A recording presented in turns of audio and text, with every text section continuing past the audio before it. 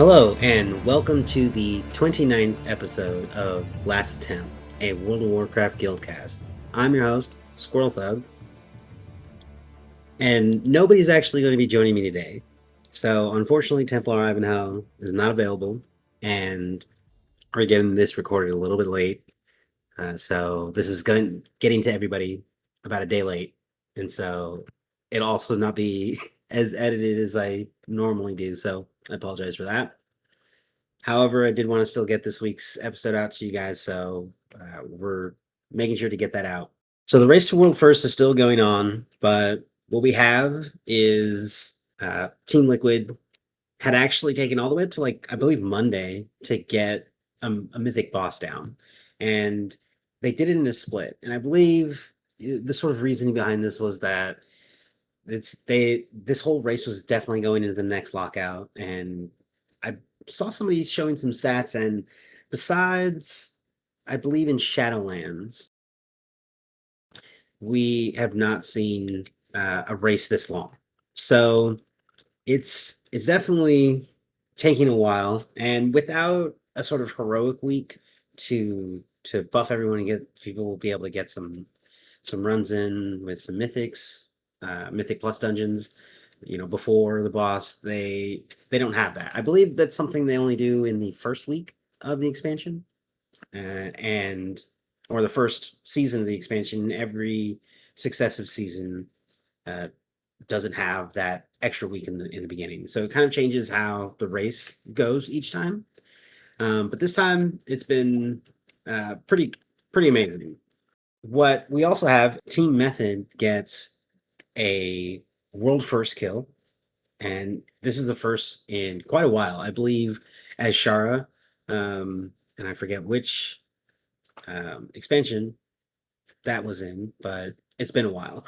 So congratulations to them. They've got that back, basically kind of back in the race, right? Because they're always sort of in the race, but if they haven't gotten a world first kill in quite some time, I know Liquid's been sort of dominating that space. So it's kind of cool to see, some other teams really, pushing for that and getting it. However, they sort of cheese the boss. So Vashnik the Malignant has 3 zones around him, and you can just move the boss around the room in any direction you want, but you have to keep moving it. The buffs stack on him, and I believe there's a debuff for the raid as well, and so it's it's a lot to contend with. But Method had figured out that the red zone, unlike the green and the purple, was very, very harmful. And it's actually just much easier to take the debuffs from the other 2 zones and let them stack even higher than to take anything from the red zone. And so that was what they figured out, and it worked for them. So, moving on to some of the news that we're going to have in this week's episode, we'll be covering some tuning nerfs to the Coiled Altar, and really necessary to have a roundtable if there's only one of us here today. So, I will mention that I've been getting into the Coiled Isle quest lines a whole lot. I've done everything on there, and I've ran 4 characters through already.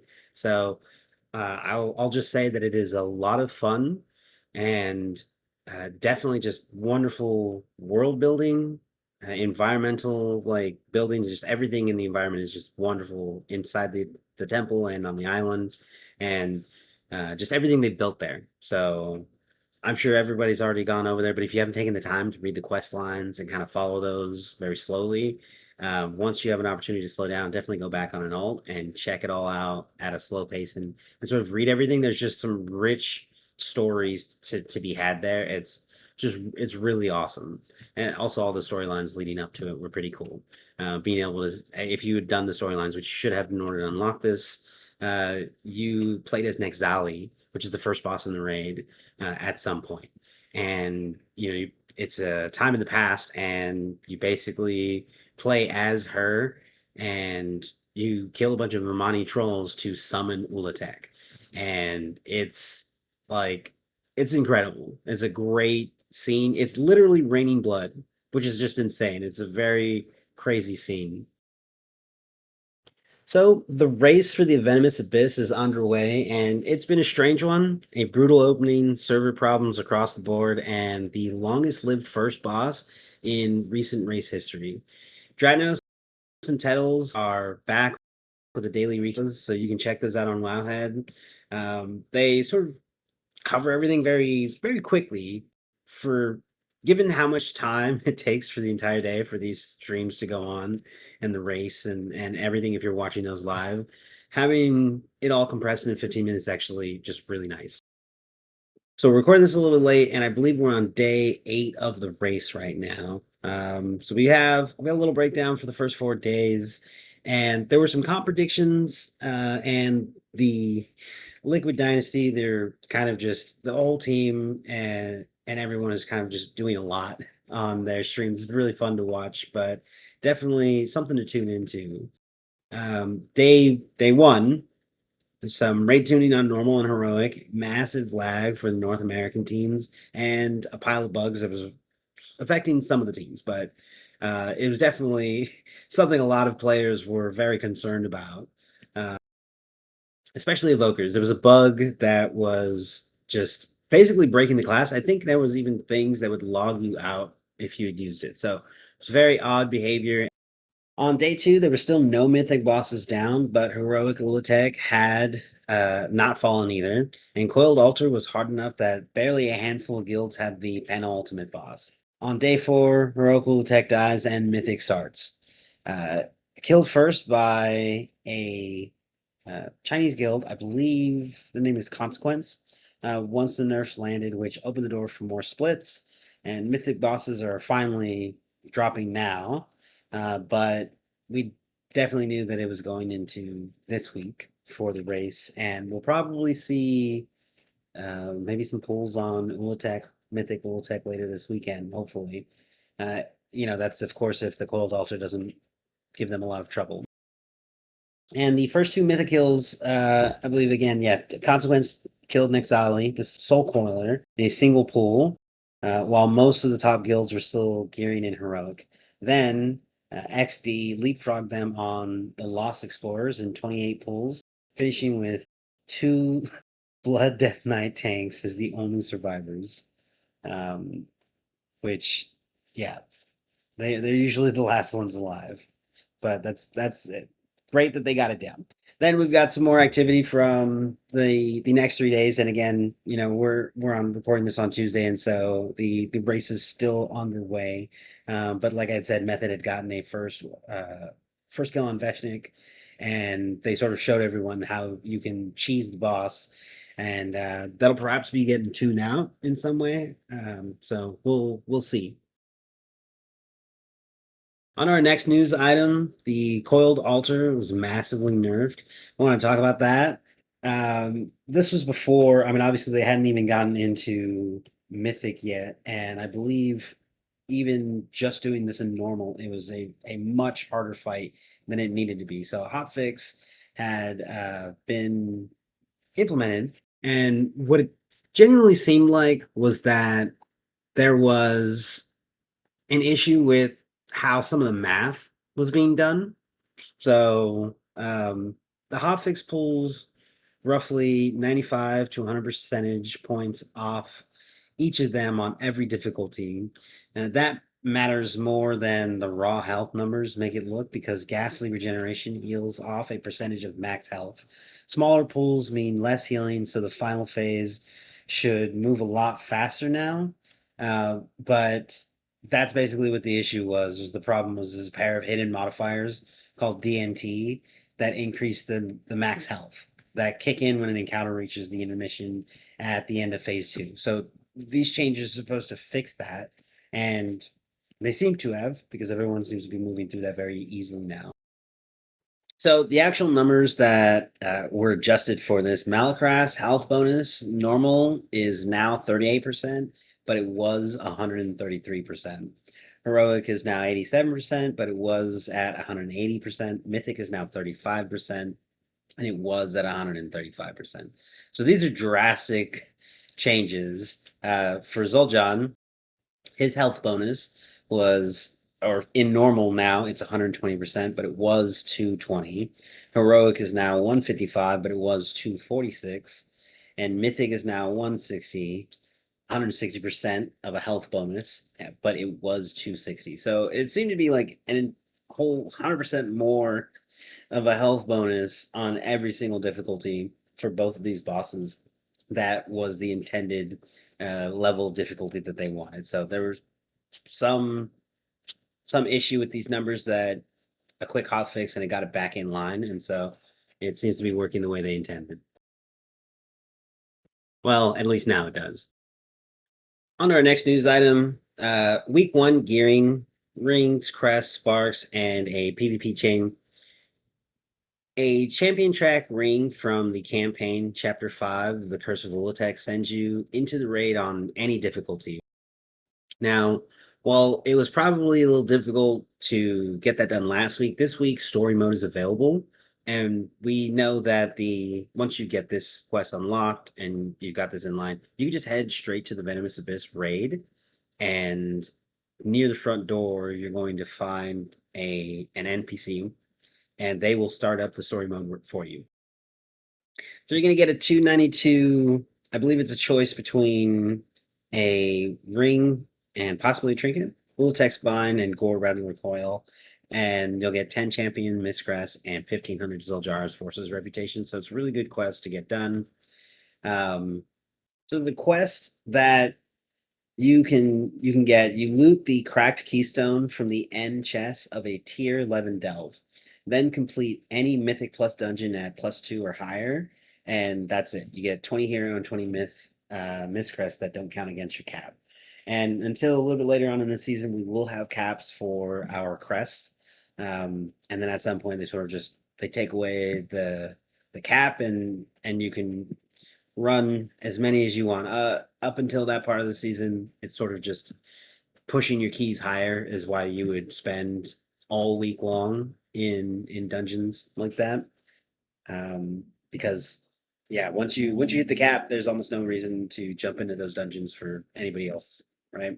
We want to mention the Gladiator's distinction has to be done in training grounds matches with PvP trinkets equipped. However, when you take the quest from the quest giver here, and they're in the tent next to the bank, this is going to be another 3-week quest, and you're going to get the PvP trinkets given to you. So you just get trinkets for free. They're not really high level, but they're basically like adventure level, I believe, for the current content.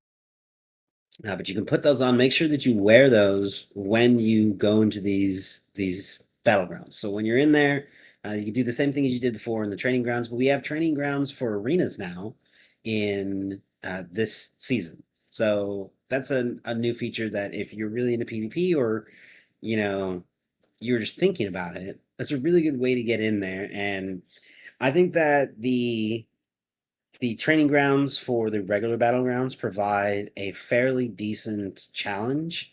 Not everybody that goes in there is really good at PvP or even geared for PvP. So the bots that get put against you are not just pushovers. It actually takes a little bit of work to work against them and to stop them from winning. And it's usually not a complete blowout, which I find very interesting.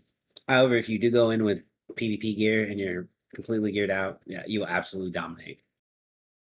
And as a reminder, you should start the bonus roll quest line now. While they aren't available until week 8 of the season, the Catalyst quest line will send you. It's going to get 10 of some quest items off of season 2 content, and so you want to get that now so you don't have to do that last minute when you really need to. So definitely make sure you get in there for that.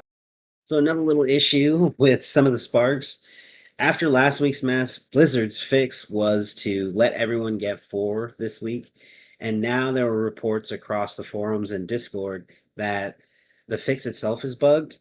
Affected characters get 2 Spark of Tides, and then the title Sparks Dust currency that tracks your count jumps straight to 4 and cuts you off. So if you're planning a craft around having 4 of them, check your actual spark count before you commit to any kind of grind. You might think that you have 2 more coming, but the in your currency tab, you will see something. Um, it's called Tidal Spark Dust. And the tooltip on this reads magical residue obtained alongside sparks of tides. Used to track how many sparks of tides you have obtained so far in Midnight Season 2. If you fall behind on sparks during the season, completing max level content such as Delves, Mythic Plus, raids, instance PvP, and some outdoor events may help you catch up. So the idea here was that the cap for your sparks for the season was going to be at 4 instead of the typical. I think we get one each every other week or 2 every other week, something like that. So because of the issues that they had, they decided to just raise the maximum. But some affected players basically didn't get that, and there's some underlying system that caused a bug, and you still only got 2.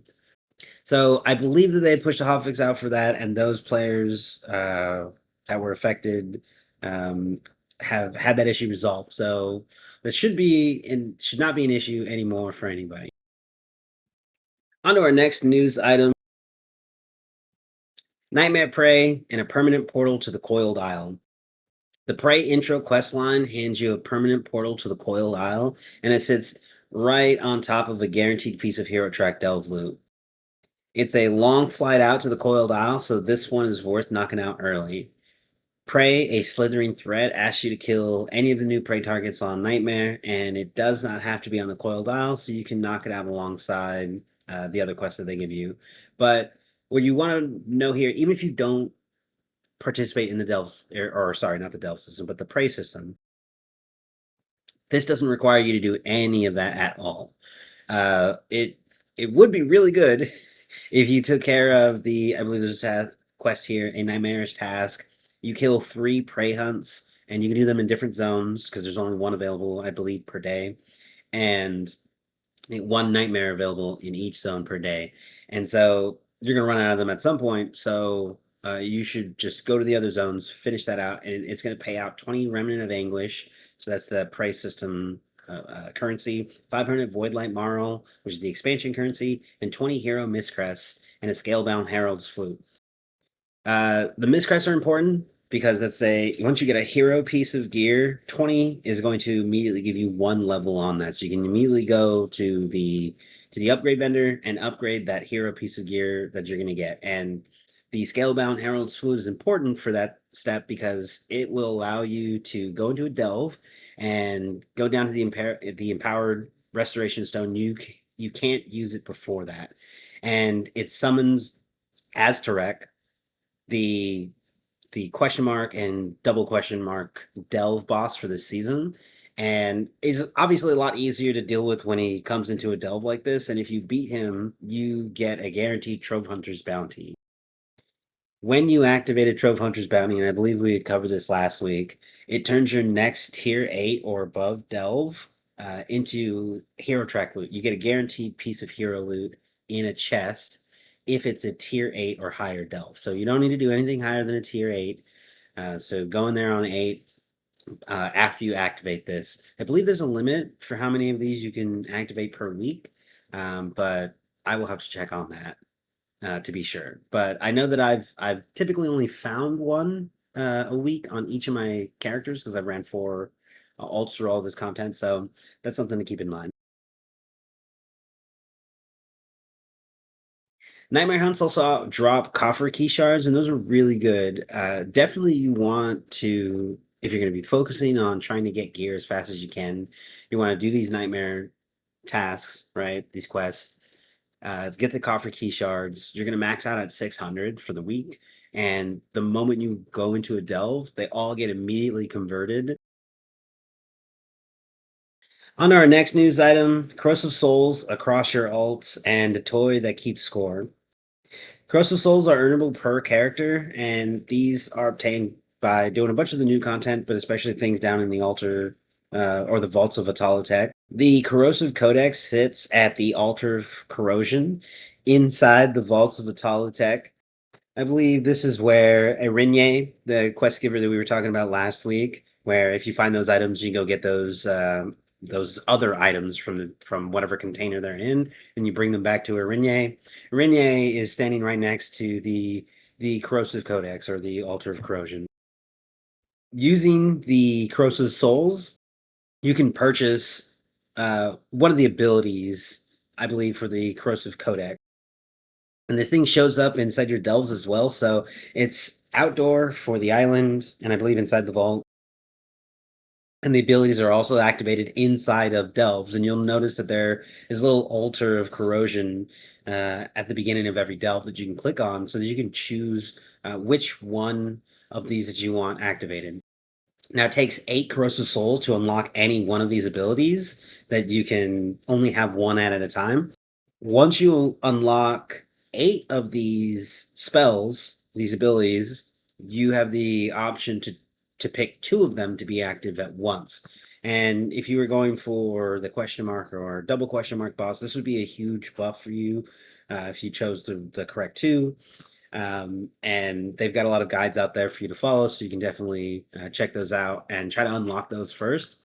But if you're running these on alts, these are warbound, so I definitely suggest keeping all of them in your warbank, and then when you get enough of them to spend, just open up your warband portal, right, that everybody's got, and pull them all out right next to the altar, and just spend them all at once and unlock them, and it unlocks for everybody in your warband. But it's really difficult if you have a lot of alts and all of them are just in the bag. So just make it a habit right now to think about when you get the Corrosive Souls, you just want to throw those in your warband bank at the either at the end of your play session or immediately when you get them, but you're probably going to get a few. So just try to remember to do that. And when you're ready to go and spend them, you want to just like open up that warband bank portal right next to the Corrosive Codex or the Altar of Corrosion, and just spend them all at once.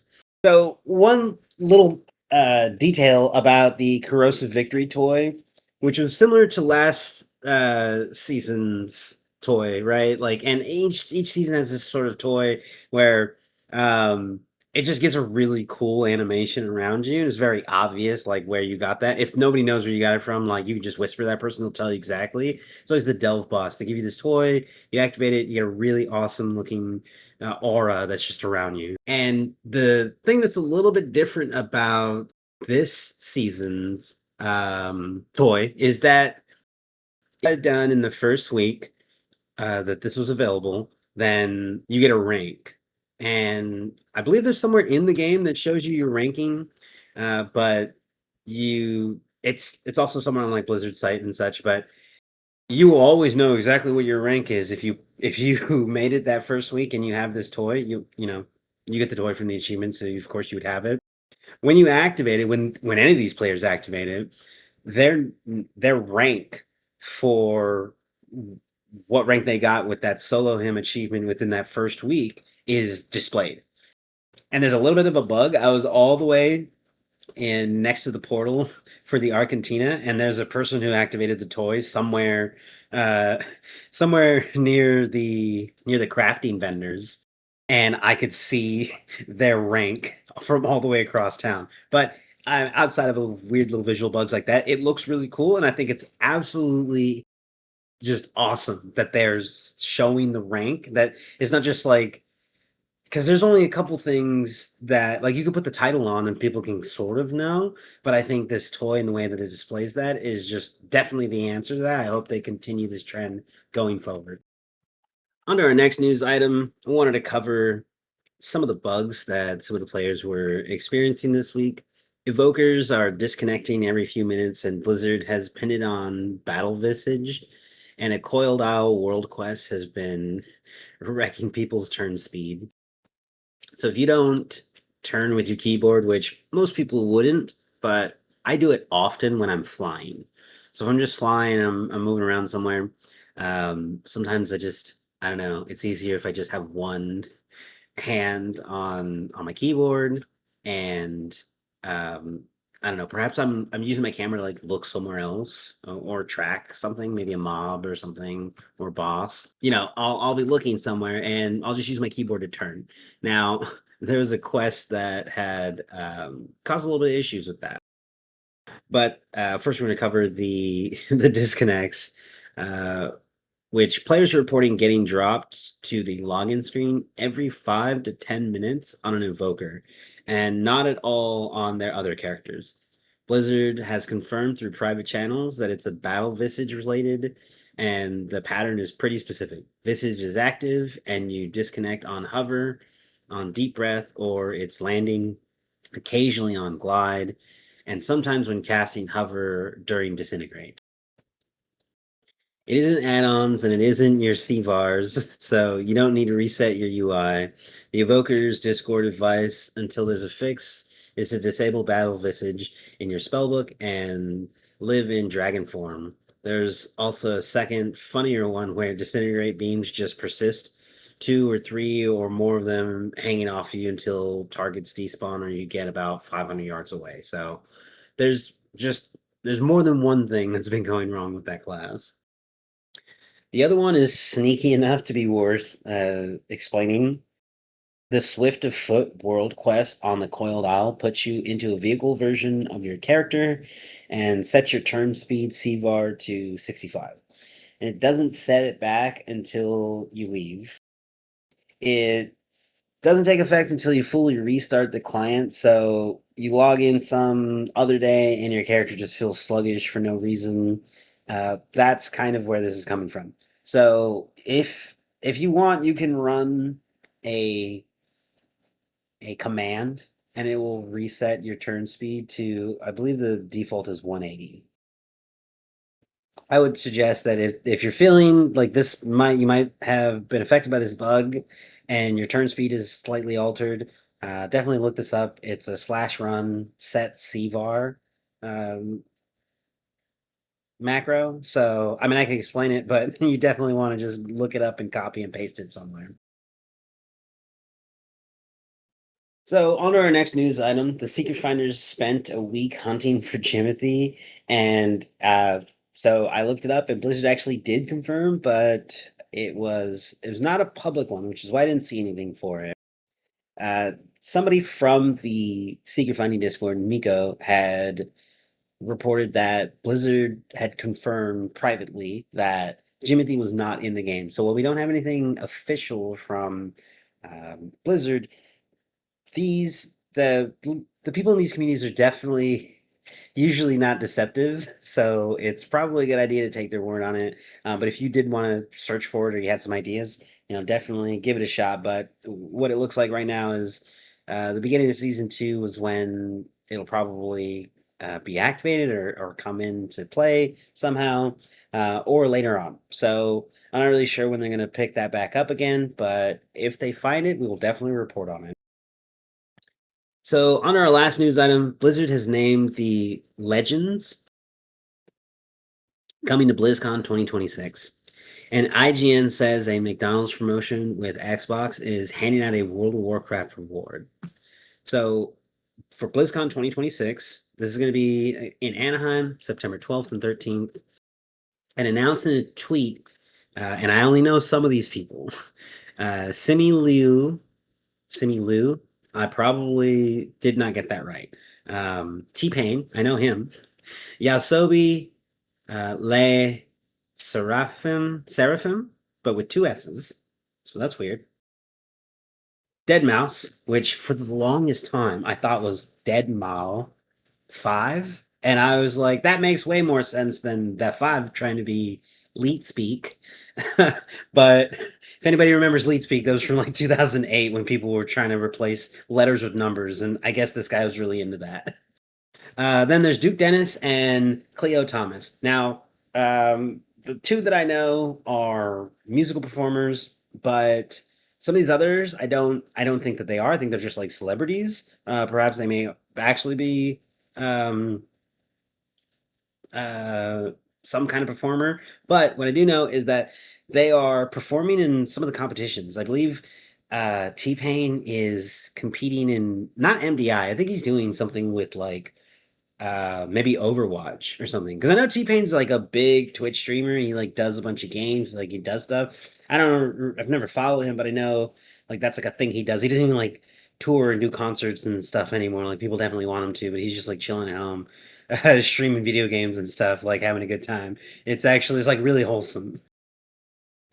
but he's apparently going to be there, so that's actually really exciting. It's going to be a celebrity that's there. It's actually not just one celebrity; it's several celebrities, and I believe Deadmau5 is also in some form of competition. So like, and actually, you know what? I think it's like a StarCraft competition that T-Pain is in. So it's kind of cool to see these celebrities kind of brought in for something like this, even though I'm not 100% sure that any of them are like really typically sort of playing these kinds of games or this content, but I know that like things like StarCraft and right like are very like competitive. They're like that's where sort of Blizzard got his start and has been a staple in video games, competitive video games for a really long time. So, even if some of these people didn't play that, it makes sense to me that it was an easy yes for them to come to this event. But also it makes me think that Microsoft had some influence on this and either through their network of influences was able to get these people to come to this event, or they paid them a lot of money because a lot of these people I think you would need to pay quite a bit of money for them to just show up somewhere. And while they are competing in the competition, it definitely seems more of like a promotional thing than it is like they just won some tournament and stuff. Like they were competing in the brackets, right? Like they're sort of like this. It's been sold, and there's not very much information on it, but it's sort of being sold as like, hey, look at these celebrities. They're going to be competing alongside you, like these other people who like actually won these competitions who are going here.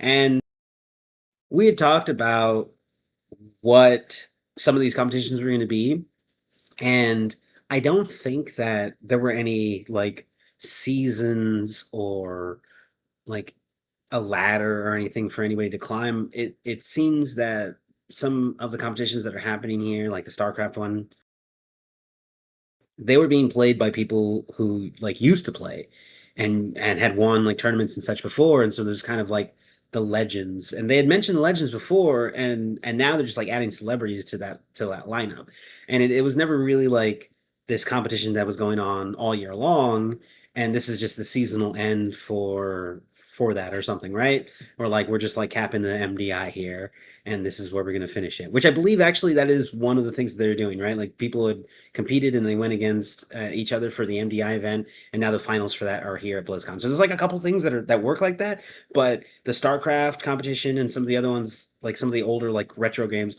were not like that. So they were sort of just like this is an event, this is like a promotional event sort of thing, and so it doesn't surprise me that these people are being added to that promotional event, but it does surprise me that we have like seven celebrities all at once coming into a BlizzCon, which is I think would be newsworthy in and of itself. Which like even if people don't follow BlizzCon or like World of Warcraft, I think that's going to make news. And I believe that's one of the tactics that Microsoft sort of has here, right? Is trying to get not just World of Warcraft, but Blizzard in general, like back into the the cultural zeitgeist. The other thing that we want to talk about is a promo. IGN reported that McDonald's is partnering with Xbox on in-game rewards for a handful of their games, Halo, Fallout, and World of Warcraft. And the WoW reward is the Red Hot Portable Bakery. How you actually get it hasn't been announced yet, so file this one under know it's coming, rather than anything you can do today. So I have rambled on for over an hour now, so we're going to wrap this up. And I again want to thank everyone for being here. This has been really great. I am definitely going to try to have make sure I have something set up in case my co-host or somebody isn't able to make it. I don't know for sure that like just me as a content creator or in this podcast is a good fit.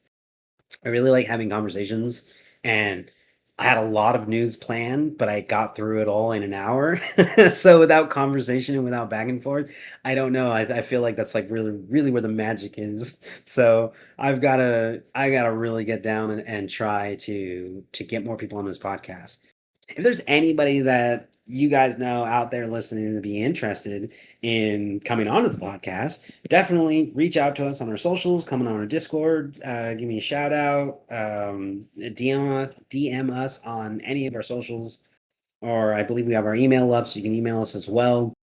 So just any way that you want, you can just reach out to us. If you know a content creator that would be a good fit, or if you yourself would like to come on and talk about some World of Warcraft, like I have no problem making some room, right? We usually have enough space for a couple people to be on here, and it'd be really interesting to have some of the community members come in. So yeah, definitely, and also give us a follow for the community. Speaking about the community, we've got the link for that. The code is in the description, so definitely look at that, and you'll be able to copy that and open up the community and search for us with that. Um, and so, before we go, if you want to support the show, the best way is through our Patreon. Every bit helps us keep the lights on, improve the production, and keep this going every week. You can find us on patreon.com/lastattemptpod. If you can't spare the gold, that's totally fine. You can still help in a big way at no cost.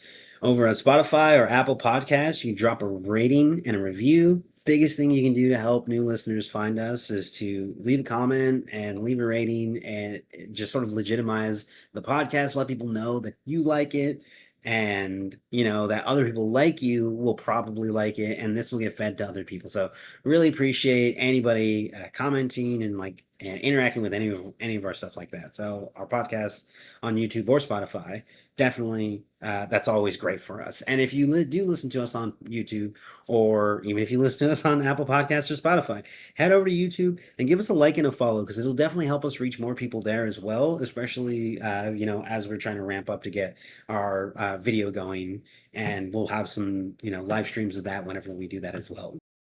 And you can find us over on our socials at Twitter or X, the Everything app, Instagram, TikTok, YouTube, and Discord. All those, well, Discord link is in the description, and our username at every single one of those social sites is Last Attempt Pod. And of course, you can find me at twitch.tv/squirrelthug _. And, at some point, I am going to be streaming because I'm going to have to do this video stuff with the Last Attempt Pod. I just don't take a lot of time to stream myself for some of the content that I'm normally doing. But I've been working on add-ons and such. I do want to start streaming. I just got to figure something out with having, I don't know, like a character there or something, because I usually don't have a reliable camera to use or good lighting. I usually play in the dark, and I genuinely do not like having to light my face up and everything. It is super annoying. I'm not a fan of lights. So having to be in a studio like that, because I did it before, it was just, I don't know. I think it's the light thing. I really don't like the lights, and they kind of have to be in your face because you have to evenly light everything. And if you have shadows, it's super weird, or it just looks odd. I don't know. It looks low production too, so you either have it just completely dark, or you just completely light everything evenly. And lighting everything evenly is annoying. But I'll give that a shot in some way, or I'll get a VTuber or something and get some character in there so I don't have to put light on my face. Um, and yeah, that's it for us today. Thanks for coming along. And next week, I promise, we're going to have Templar or another guest or somebody, and we're going to have a conversation here instead of me talking at you. Again, everyone that's been around, thank you. Appreciate you listening, and see ya.